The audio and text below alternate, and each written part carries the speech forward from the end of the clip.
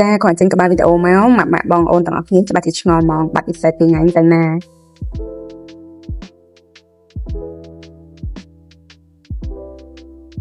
ចាអ៊ីប៉ែតអត់មានទៅណាទេគឺមួយថ្ងៃហ្នឹងរវល់ជាប់គ្នាដោយសារចូលរួមកម្មវិធី2ជាប់គ្នាពីថ្ងៃជាប់គ្នាចាទី1ទៅចូលរួមជាមួយនឹងកម្មវិធីផ្ដល់ស្នាមញញឹមដល់កុមារអូទីសឹមហើយកម្មវិធីទី2នេះគឺទៅកម្មវិធីនេះឯងបងទីមើលកម្មវិធីអីគេ